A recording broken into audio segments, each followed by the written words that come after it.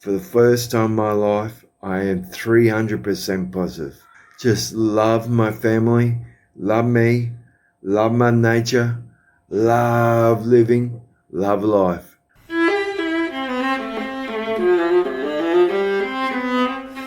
I read all the side effects and I don't want to take that. I take so many tablets I rattle. I looked up Dr. Google and now I don't know what to believe. Who comes up with the names for these medicines? I hate taking medicines. Hello, g'day everyone, and welcome to the Medicines Ed podcast. This podcast is for anyone who wants to know more about their medicines. It's for anyone who wants to feel more confident using them, because if you are more confident and clued up about your medicines, then you can make better choices about your health. You can make the choices that are right for you. I'm John, and I'm a pharmacist who loves to help people mind their own medicines. Mind your own medicines. Mind your own medicines. Mind your own medicines. Mind your own medicines. Mind your own medicines. We all have a story to tell, and sometimes the same types of things will happen in our own lives. We'll learn from others how they take care of their health and the part medicines play in their lives. We'll learn more about the choices you can make. Now it's time for our disclaimer. This podcast is general health and medicines information only, and the content is not health advice.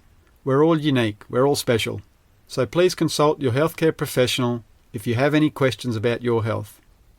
Now, let's jump into today's episode. G'day all. Today we're going to be chatting about sleep.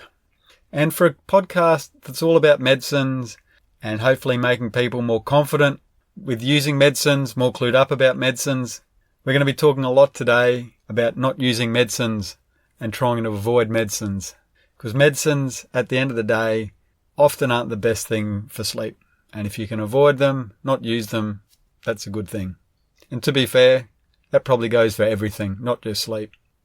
Now, if you don't get good sleep, you may not obviously feel so good, you can have trouble thinking, and it can affect your mood and how you feel. So hey, we all want to get a good night's sleep. Now if your sleep's not good, one thing you can do, and a really great thing you can do, is to make sure your sleep habits are up to scratch. This is a thing called sleep hygiene if we want to get technical, but it's about having good sleep habits, getting good sleep patterns. It's the sort of thing like, and we'll talk more about this later, sort of things like going to bed when you're tired, not having any caffeine like tea and coffee after a certain time of the day, too late in the day. And we'll talk more about this later on. A lot of this isn't rocket science. Great thing we're going to be doing today is having a chat with Carl. I've been keen to have a chat with Carl. He's a good guy. Carl has a lot of trouble getting to sleep. Well, he used to, but he's a lot better at it now. So we're going to hear from Carl. He's got some tips that he's used that have worked for him. Getting good sleep's been a real journey for him. Carl has trouble getting to sleep. Other people might have trouble waking up a lot during the night, or maybe you might wake up earlier than you want to in the morning. Or it may be a bit of everything. Carl uses sleeping tablets, but a big focus of our chat with Carl is not about the use of the sleeping tablets, but the good sleep habits he's trying to introduce that have worked for him, and we'll hear from him about how they've worked, what hasn't worked. Interesting thing about Carl is he's got what's called a traumatic brain injury. He had a car crash nearly 20 years ago where he was a passenger in the car or in a van, drove off a highway, ploughed into a tree. Big issues with hitting his head, and a whole lot of things went wrong for Carl. He nearly died, and we'll hear a bit about that. It's really affected how he lives and the sort of things he can and cannot do. But great thing we'll hear about with Carl is that it changes his outlook on life, and he's an incredibly positive guy. I hope you enjoy the chat. If you have an injury to your head, a traumatic brain injury, that can affect your sleep. Whether or not that's been an issue for Carl, I'm not sure. Maybe it has, maybe it hasn't, but that's not the focus of our chat today. Now I've got to say a thank you to the Sleep Health Foundation. They've got a website that you can look at. It's got all sorts of information about sleep and tactics to help you get a good night's sleep and talk you through some of the problems you can have with sleep. So I've got to thank them. I've used their website to help with some of the stuff for today's podcast. We'll get right in now to our chat with Carl, and he's talking about his time playing rugby league as a teenager, running amok. I'll see you on the other side. Hooroo. Played under 11s on 16 Murchie Rugby League Club. Coach called me Psycho. had this natural talent for tuck around ankles. I'm just, You're an animal, aren't you? You're a machine. definitely just love it and just got so much strength. Carl, there's some pretty mean marks you've got on your head. So Carl's got a bit of a, would we describe it as a rude head? Oh, yeah. That's what everyone tells me. Shaved head.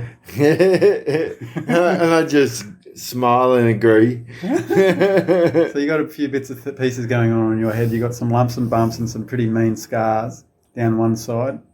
How did that all happen? It happened 19 years ago. I was pasturing a company van, went over that corner, down this hill, and ran into a tree that hit me. I had very serious brain damage. I can't see in my left eye, can't taste or smell anything. I had to spend all year in hospital. So how long ago did you have this accident? 19 years ago. And with the accident, you were driving. I was a passenger. The car went off the road. Yeah, off the road and off this hill. Then went down this hill, and then a tree hit me. Slammed into a tree. Yeah. Do you remember anything about the accident? Nah. Yeah. Did you come close to dying in that? The company said it took the ambulance hour and a half to get there. The company sells a blue colour, in a coma. Doctors rang mum and dad, said don't bother coming up, but they did. Dad said I was blue in a coma and machines on me keep me alive. Got a plane flight down to Royal Prison Hospital. Had to spend 6 months there, can't remember it. Mm-hmm. Mum and dad said relearn how to move my legs, move my arms. You know. Yeah, you can move everything. Yep. I'm just here. Poor world. I know. Poor us. I've been concerned about doing this chat with you, Carl, because I don't know what's going to come out of your mouth. So how has life changed for you before the accident to after the accident? Before was just like a normal life, but after the accident, people have said this and I agree it. My accident is it's awareness. Doctors rang up mum and dad, said I'd be angry, frustrated or positive. For the first time in my life, I am 300% positive.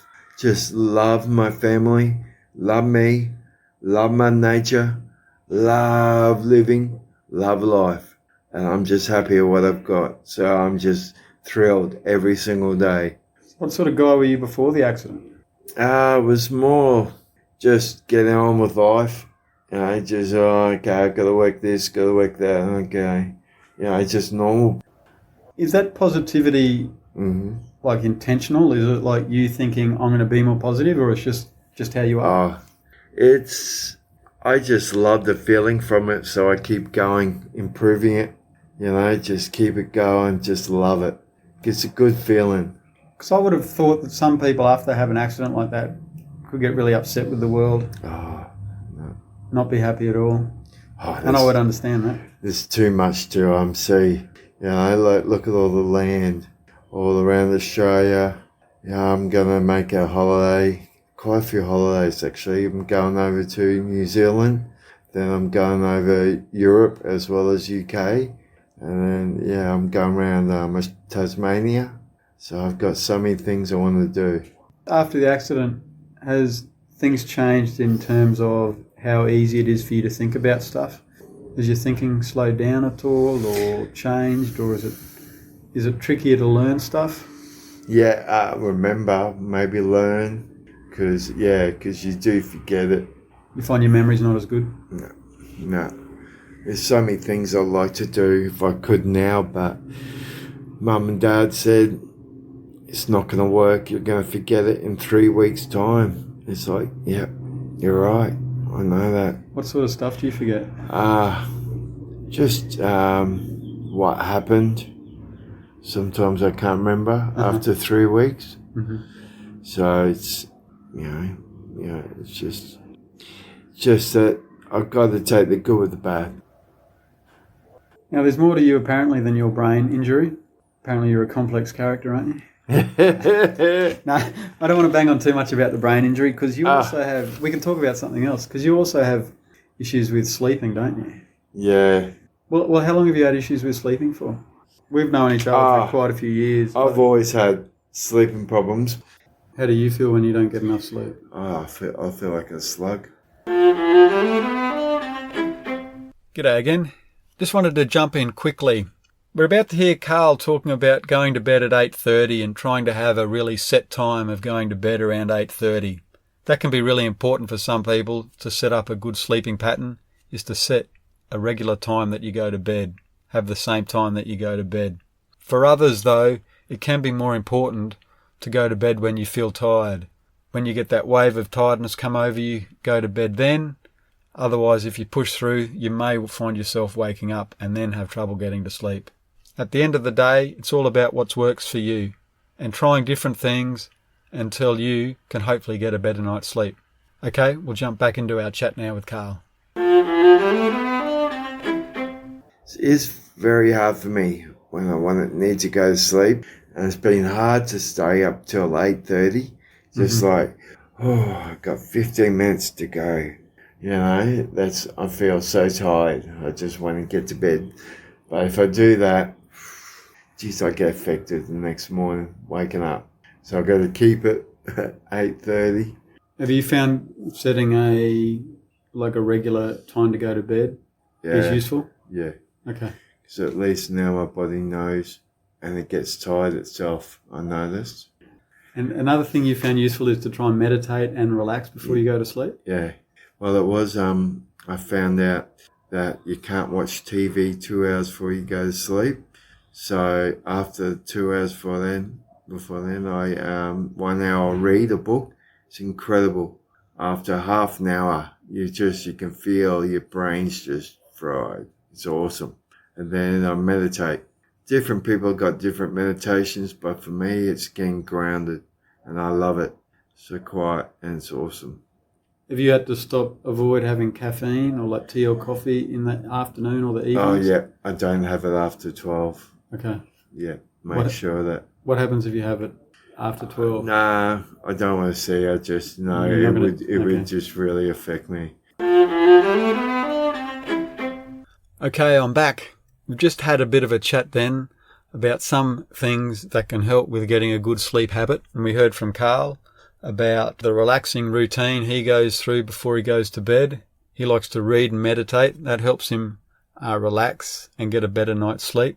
He also talks about not looking at a screen for a couple of hours before he goes to bed. That's the sort of thing like not looking at a computer, not looking at a TV, not looking at your phone for a couple of hours. It may only need to be 1 hour or sometimes 2 hours, but before you go to bed, try not to be looking at a screen. Another thing he mentioned is that he tries to avoid caffeine from around midday. Some people don't need to go that extreme. Maybe you just avoid it in the evenings and the night before you go to sleep. Other people, though, avoid it from around midday. Other things you can do, and there's a whole list of things, but other things you can do to help get a good sleep habit is to avoid having any alcohol in the evening. Obviously can make you feel a bit tired and maybe make it a bit easier to get to sleep, but what alcohol can do is make you wake up more during the night. So although you may find you can get to sleep quicker and better, your sleep may be less restful because you're waking up a bit more. So if you do have trouble sleeping, try and avoid alcohol in the evening.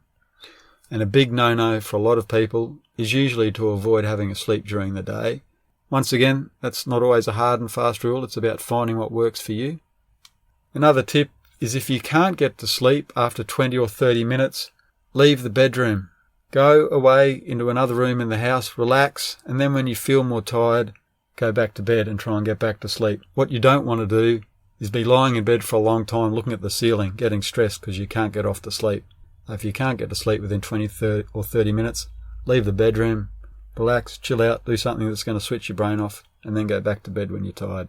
There's a whole host of other things you can do to try and help you get a good night's sleep, and you can find these things on the Sleep Health Foundation website that I mentioned earlier on. Now we're going to jump back into our chat with Carl, and we'll hear a little bit about him using medicines to help him sleep. Now you take quite a few different tablets to help you sleep. You've got some complementary medicines, like some herbally type things. Yeah. And also some prescription stuff as well. Yeah. But I think you've tried lots of stuff over the time to help you sleep, haven't you? I do. I have. You think they help you sleep? They do. They get me to sleep, but probably not doing the probably right thing for a natural sleep. Do you ever think it would be realistic for you not to need any tablets to help you sleep? That'd be awesome. That'd be awesome. So have you got any final words of advice for the listeners out there? Carl's advice to a good life? Just keep on, just fighting and loving and proceed. Just concentrate on day to day and what you want to improve day to day and do that, and you'll be set where you want to be. Good luck. Thank you very much. Not a problem.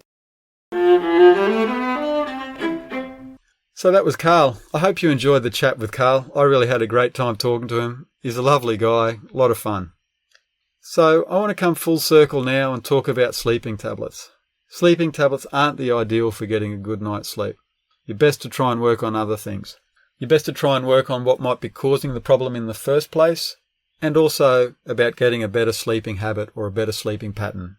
We've spoken a lot already about getting a better sleeping habit, so I won't talk about that now.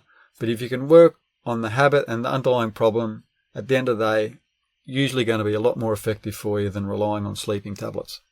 And when I say an underlying cause, is maybe there's an actual issue that's giving you the problem with sleeping. So maybe you're a bit stressed, maybe you've got a medical problem that's causing you to have issues sleeping, and you can always go and have a chat to your doctor, let them know you're having trouble sleeping, and with you, they can look into it and maybe find a solution for you.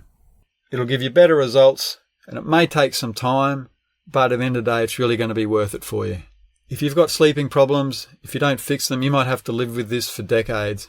So if you can get on top of it sooner rather than later, that's always a good thing. The issues with sleeping tablets is they can give you side effects. You can get bad effects from the tablets. And you can also get a thing that's called tolerance. Basically, your body gets used to them and the effect of the tablets wears off. They stop working. So if you do need a sleeping tablet, ideally just use it for a few weeks, 3-4 weeks maybe at the most. Some people need it longer. I guess over time Carl's found that he really needs to use them permanently. Maybe in the ideal world he'll get off them one day, but he certainly had to use them for a few years at least. But if you can avoid getting to that stage, that's the ideal. Sleeping tablets can be tough to get off for some people once they've been on them for a long time. What can happen is you can get what's called a rebound effect. This is where your body's got really used to being on them, and if you stop them, your body notices the difference and can have trouble sleeping. And so it can make it really tough to stop them, because when you do cut them out, your system notices it, and for a period of time you can have trouble sleeping. One way around it is to maybe cut back on the dose slowly, try and ease your way off it, but it can be a tough thing for some people to get off them. So at the end of the day, ideally avoid getting on them for a long time in the first place. It's a bit like unscrambling an egg. It can be tough. So we've spoken a lot about sleep today. Most of it's been about trying to get good sleep habits. And although, as I said at the start, this is a podcast about medicines and cluing you up about using medicines, at the end of the day, if you can avoid using medicines for sleep, that's the best thing you can do. Spend a bit of time trying to fix whatever might be causing the sleep problem in the first place. Getting good sleep habits so that if you do need to use sleeping tablet, it's only for a short term, a few weeks at most. And if you can avoid going down the path of being on sleeping tablets for a long time, you're on a winner. It may not always be easy, but it's worth the crack. It's worth putting some time into it, and you're worth it. You can find information about any of the websites we spoke about in today's episodes in the show notes. Thanks to my brother Robert Woodward for expertly writing and playing the music on today's podcast. Please subscribe and follow the podcast so you don't miss an episode. You can also follow Medicines Ed on Facebook and LinkedIn. If you're interested in working with us, then please get in touch by email at info@medicinesid.com.au. Please feel free to also send us an email if you have any questions or would like to make a comment about the podcast. We'd love to hear from you. Thanks again, and we'll see you next time. Hooroo!